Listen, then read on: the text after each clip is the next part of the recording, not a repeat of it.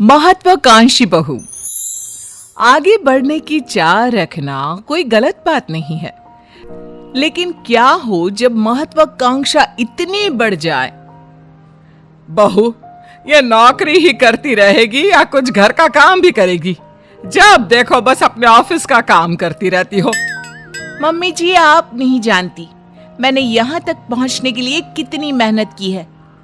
मेरा हमेशा से सपना था कि मैं खूब पैसे कमाऊं, बड़ी गाड़ी में घूमूं और बड़े बंगले में रहूं। घर का काम तो नौकर करते हैं, जैसे आप। जैसे मैं? क्या जानती है तू मेरे बारे में? मैंने इस घर को अपने पसीने से खड़ा किया है। घर पसीने से नहीं, पैसे से खड़ा होता है मम्मी जी, जो मैं कमा रही हूँ। समझी? लंबी गाड़ी, महंगे फोन और कपड़े, ये सब चाहिए मुझे। लेकिन बहू, अगर तुम नौकरी नहीं भी करोगी ना तो भी तुम्हें ये सब चीज मिल जाएगी। मेरा बेटा सब कुछ तो दे रहा है, कोई कम पैसे तो वो भी नहीं कमाता। उसकी कमाई देखकर ही तो फंसाया था तूने, याद है ना?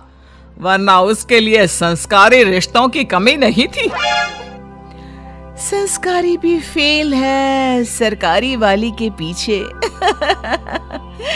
मम्मी जी, ये सब तो मैं भी जानती हूँ, लेकिन मैं ये सब अपने कमाए पैसों से चाहती हूँ, ना कि अपने पति के पैसे।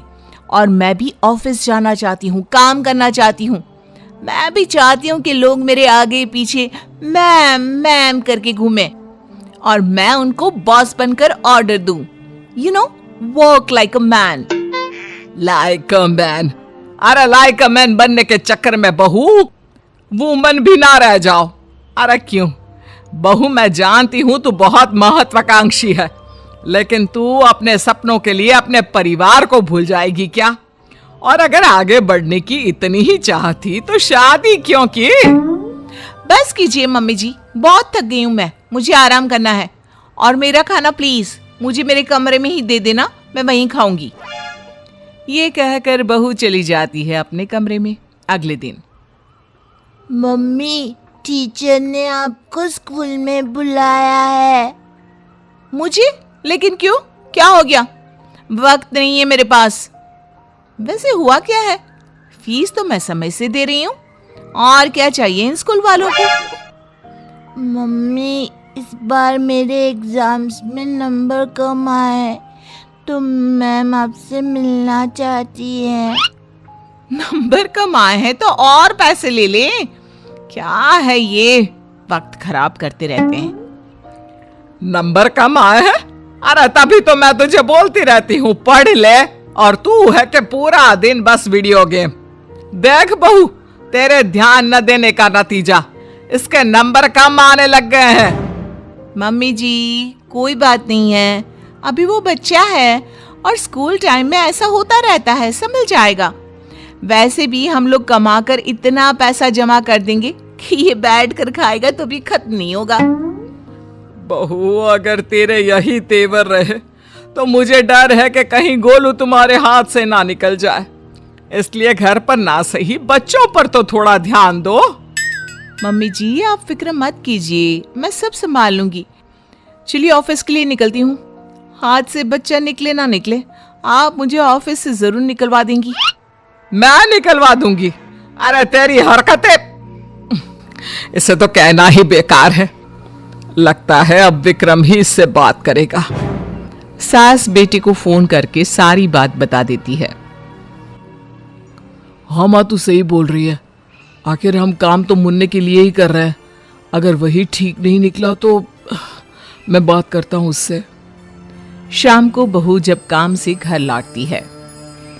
मम्मी जी, अगर आपको यहाँ किसी चीज की परेशानी थी तो आप मुझसे बोलती, इनको फोन करके बताने की क्या जरूरत थी? क्योंकि तू मेरी बात सुनने को तैयार ही कहाँ होती है। तुझे तो केवल अपने काम की पड़ी होती है। मैंने अपनी परेशानी अपने बेटे को बता दी, अब वही सब यहाँ आकर संभाल सकता है। कुछ दिनों बाद बेटा विदेश से घर आता है। ये सब क्या हो रहा है? मैं नौकरी करने विदेश क्या चला गया? तुमने तो घर के कामों से छुट्टी ही ले ली। अगर मुझे पता होता तुम ऐसा कुछ करोगी तो मैं कभी विदेश ही नहीं जाता। लेकिन मुझे समझ में नहीं आ रहा तुम ऐसा क्यों कर रही हो। तुम घर पर ध्यान क्यों नहीं दे रही? घर के कामों पर क्या ध्यान देना, उनके लिए मम्मी जी है ना। मैं भी तुम्हारी तरह पैसे कमा रही हूँ और अपने सपने पूरे कर रही हूँ। मैं पैसे अपने सपने पूरे करने के लिए नहीं, हम सबके लिए कमाता हूँ, ताकि तुम सब बढ़िया से रहो, तुम्हें किसी चीज की दिक्कत ना हो। और वैसे भी हमें तुम्हारे जॉब करने से कोई प्रॉब्लम नहीं है। प्रॉब्लम यह है कि तुम अपने परिवार के प्रति जिम्मेदारियां पूरी नहीं कर रही हो। पूरी जिम्मेदारी उठाने का ठेका मैंने लिया है क्या? अरे कुछ तुम ही कर लो। ऐसा है तो ठीक है माँ, मैं घर के कामों के लिए नौकर रख रहा हूँ और गोलू की पढ़ाई वगैरह मैं सब खुद देख लूंगा। अगले दिन से घर का सारा काम नौकरानी संभाल लेती है और कभी कभी तो वो सास की देखभाल भी करती है। तूने एकदम सही लड़की को काम पर रखा है। कितना काम करती है और शिकायत का एक भी मौका नहीं देती।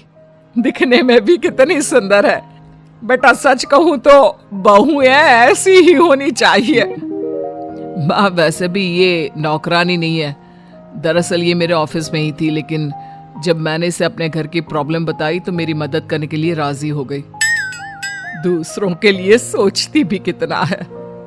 हाँ माँ, मुझे नहीं पता था कि ये गीता इतना अच्छा घर का काम भी कर लेती है। वैसे माँ ये ऑफिस में भी सब कुछ संभाल लेती है, वो भी अच्छे से। बहुत महत्वाकांक्षी नहीं है, लेकिन सबको लेकर आगे कैसे बढ़ना है ये इसे अच्छी तरह पता है। मुझे इसकी सबसे अच्छी बात क्या लगती है पता है?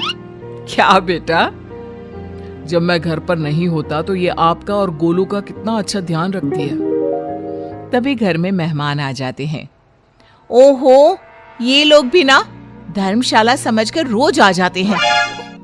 ये बोलकर वो अंदर चली जाती है।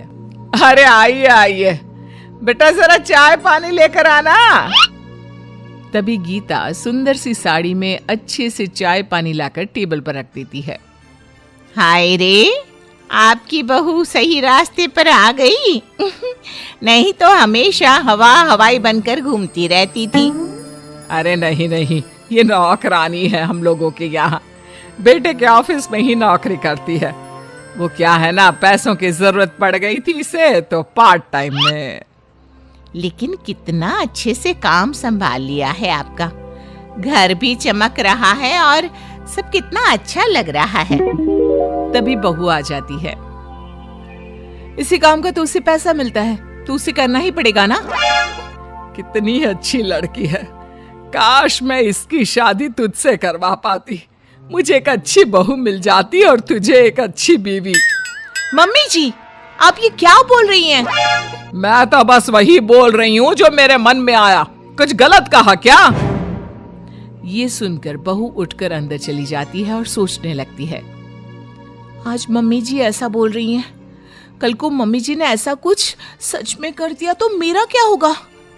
वैसे भी मम्मी जी मेरे से परेशान रहती हैं और मम्मी जी ने इनको दूसरी शादी के लिए मना लिया तो नहीं, मैं ऐसा कुछ नहीं होने दूंगी। मैं इनको एक अच्छी बहू, बीवी और माँ बनकर दिखाऊंगी। उस दिन के बाद से बहू अपने परिवार का ख्याल रखना और एक अच्छी बहू, बीवी और माँ बनना शुरू कर देती है।